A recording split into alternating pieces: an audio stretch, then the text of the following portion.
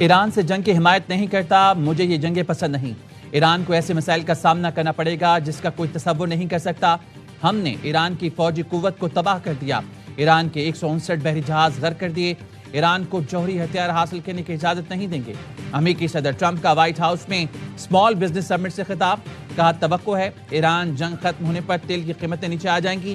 Supreme court نے tariff کے معاملے پر بیکار فیصلہ دیا، عدالتی فیصلے پر ٹیرف کا نام بدلا مگر طے شدہ محصول لے رہے ہیں۔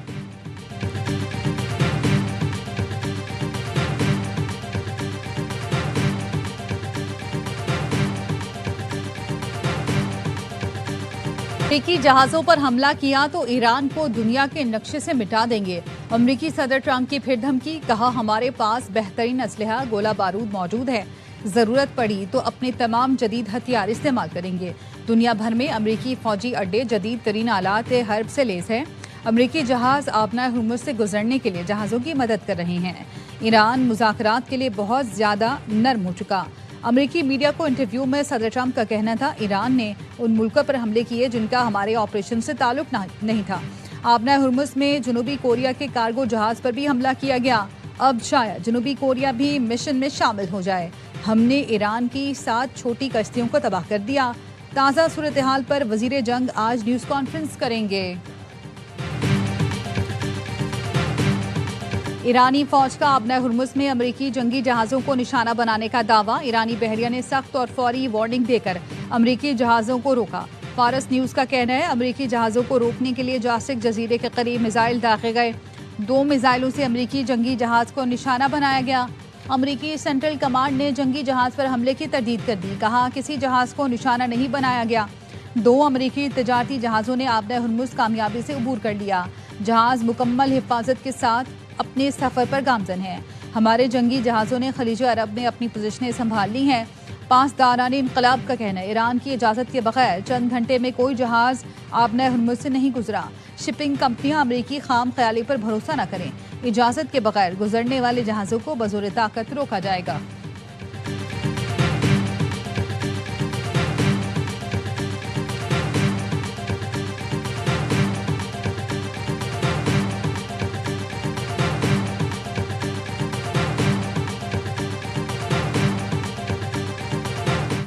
ایران کا فجیرہ میں آئل فیسلٹی پر حملے کا پہلے سے کوئی ارادہ نہیں تھا۔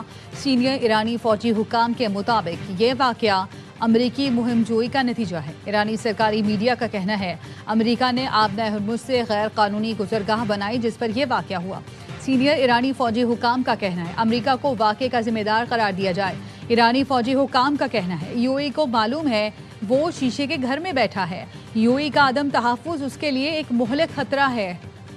متحدہ عرب امارات کی فضائی دفاعی کارروائی، ایرانی میزائل اور ڈرون حملے ناکام، ایران کے 12 بیلسٹک، 3 کروز میزائل اور 4 ڈرون تباہ کیے۔ متحدہ عرب امارات کی وزارت دفاع کا کہنا ہے فجیرہ میں آئل انڈسٹری زون پر بھی ایران نے ڈرون حملہ کیا جس سے پیٹرولیم انڈسٹری زون میں آگ بھڑک اٹھی، 3 بھارتی شہری زخمی ہوئے۔ UAE کا فضائی دفاعی نظام فعال اور خطرات سے نمٹنے میں مصروف ہے۔ آوازیں بیلسٹک اور کروز میزائلوں ڈرونز کو روکنے کا نتیجہ ہیں۔ اس سے پہلے UAE کا کہنا تھا ایران نے آبنائے ہرمز میں ڈرون سے ہمارے آئل ٹینکر کو نشانہ بنایا۔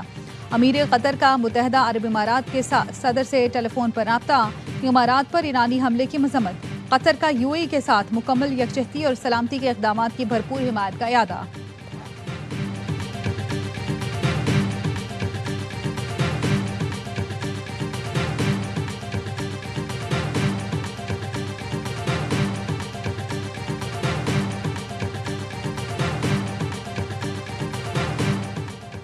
روسی صدر ولادیمیر پوٹن کا یوکرین کے ساتھ عارضی جنگ بندی کا اعلان، پوٹن نے 8 اور 9 مئی کے لیے باضابطہ طور پر جنگ بندی کا اعلان کیا۔ روسی میڈیا کا کہنا ہے پوٹن نے عارضی جنگ بندی کا اعلان جنگ عظیم دوم میں جرمنی کی شکست کی سالگرہ پر کیا۔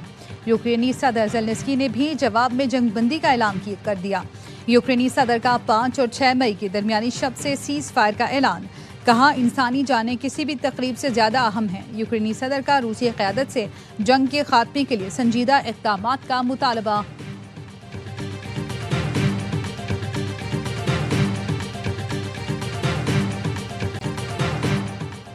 نائب وزیر اعظم اسحاق ڈار اور برطانوی وزیر خارجہ کا رابطہ، خطے کی صورتحال پر گفتگو۔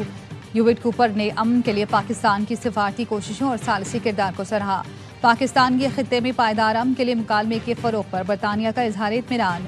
اسحاق ڈار نے علاقائی اور عالمی امن کے لیے پاکستان کے مکالمے اور سفارتکاری کے عزم کا اعادہ کیا۔ دونوں رہنماؤں نے جاری تنازع کے عالمی معیشت پر اثرات اور دیگر وسیع تر مضمرات پر بھی تبادلہ خیال کیا۔ دو طرفہ امور سمیت علاقائی اور عالمی پیش رفت پر قریبی رابطے جاری رکھنے پر اتفاق۔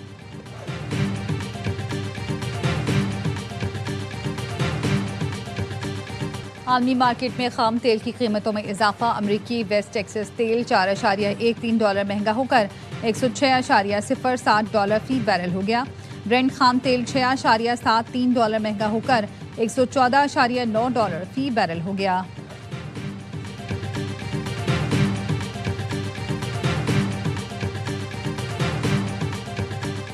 ون کانسٹیٹیوشن ایونیو کیس کا تحریری فیصلہ جاری۔ اسلام آباد ہائی کورٹ نے لیز منسوخی کو قانونی قرار دے دیا۔ BNB پرائیویٹ لمیٹڈ کی لیز منسوخی کے خلاف درخواست مسترد، ایگزیکیوشن پٹیشن بھی خارج۔ عدالت نے انویسٹرز کی درخواستیں بھی نمٹا دی۔ عدالت نے کہا لیز منسوخی سپریم کورٹ کے حق کے عین مطابق ہے۔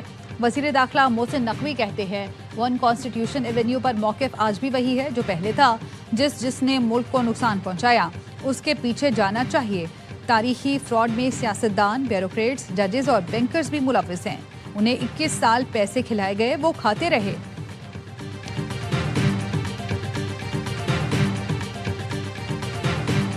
اور سندھ میں گرمی کا راج، پنجاب میں بارش، کراچی میں سمندری ہوائیں بند۔ درجہ حرارت 43 سینٹی گریڈ، شدت 46 ڈگری تک محسوس کی گئی۔ چلچلاتی دھوپ اور گرم ہواؤں سے شہری بے حال۔ حیدرآباد اور نواب شاہ میں درجہ حرارت 41، سانگھر، سکرن، دادو اور میرپور خاص میں 40 سینٹی گریڈ ریکارڈ کیا گیا۔ کراچی میں 8 افراد کی لاشیں اسپتال لائی گئیں، 2 کی ہیٹ سٹروک سے ہلاکت کی تصدیق، 4 نشئی تھے۔ پنجاب کے مختلف علاقوں میں بادل برس پڑے۔ جھنگ، خانوال، چنیوٹ، پیر محل، شورکوٹ، پنڈی بھٹیاں سمیت مختلف علاقوں میں بارش سے موسم خوشگوار۔ پالیا، گجرات اور ٹوبا ٹیک سنگھ میں بھی بادل برس پڑے۔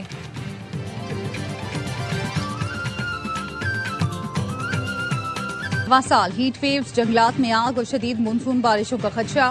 NDMA نے خطرے کی گھنٹی بجا دی۔ چیئرمین NDMA لیفٹیننٹ جنرل انعام حیدر نے میڈیا بریفنگ میں بتایا پوری دنیا کو موسمیاتی تبدیلیوں کا سامنا ہے۔ زمین کے درجہ حرارت میں اضافہ ہو رہا ہے۔ شمالی علاقوں میں شدید گرمی سے گلیشیئرز پگھلنے کے عمل میں تیزی آ سکتی ہے۔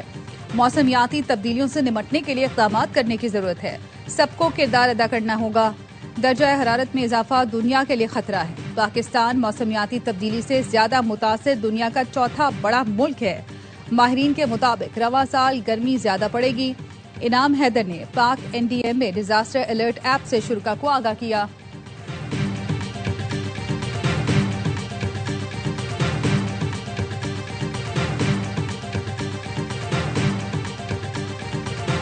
شدید گرمی میں کراچی کے مختلف علاقوں میں پانی کی فراہمی معطل۔ گلستان جوہر، گلشن اقبال، عزیز آباد میں کئی دنوں سے پانی نہیں آ رہا۔ شہری بلبلا اٹھے۔ ترجمان واٹر کارپوریشن کا کہنا ہے PRCC لائن کی مرمت کا کام مکمل کر دیا گیا، پانی کی فراہمی بحال کر دی گئی۔ ناغا سسٹم کے تحت متاثرہ علاقوں میں پانی کی فراہمی کا عمل جاری ہے۔ کورنگی، ملیر، چنیسر، چنا، صدر، کلفٹن اور DHA میں پانی کی فراہمی بحال ہو گئی۔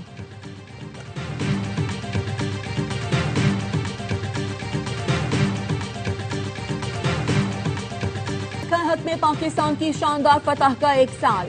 حکومت سندھ کی جانب سے کراچی میں تقریب کا انعقاد۔ بلاول بھٹو نے خطاب میں کہا مارکہ حق میں افواج پاکستان نے میدان جنگ میں دشمن کو شکست دی۔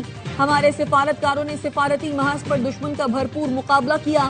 پاکستانی قوم نے مثالی اتحاد، جذبے اور عزم کا مظاہرہ کیا۔ دنیا کو بتا دیا پاکستان مضبوط ملک ہے، کبھی سرنڈر نہیں کرے گا۔ وزیر اعلیٰ سندھ مراد علی شاہ نے کہا بھارت سمجھ رہا تھا پاکستان کمزور ملک ہے اور دنیا سے کٹ چکا ہے۔ مسلح افواج نے بھارت کو ایسا جواب دیا جو وہ ہمیشہ یاد رکھے گا۔ سینئر وزیر شرجیل میمن نے کہا جنگ کے دوران بھارتی میڈیا نے مسلسل جھوٹ کا سہارا لیا، پاکستانی میڈیا نے حق اور سچ سامنے رکھا، دنیا کو حقیقت سے آگاہ کیا۔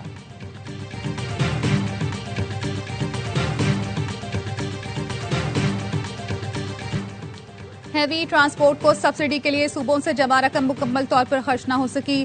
ذرائع کا کہنا ہے وفاقی حکومت نے 4 صوبوں سے 42 ارب روپے 1 ماہ کے لیے حاصل کیے تھے۔ ہیوی ٹرانسپورٹ مالکان کی اکثریت نے رجسٹریشن نہیں کرائی. سبسڈی کی رقم کا بڑا حصہ پنجاب اور سندھ کی حکومتوں نے دیا تھا. میٹنگ میں پیپلز پارٹی قیادت اور وفاقی وزیر میں بحث بھی ہوئی. پی پی رہنما نے وفاق کے بجٹ سے سبسڈی کا کہا تو وفاقی وزیر کا موقف تھا آپ حکومت کا حصہ ہیں، ساتھ دیں. سندھ حکومت کے تحفظات پر سبسڈی کی رقم 3 ماہ کی بجائے 1 ماہ کے لیے لی گئی تھی. چاروں صوبائی حکومتوں نے کہا خرچ کے بعد سبسڈی کی رقم کا پورا حساب بھی دیا جائے.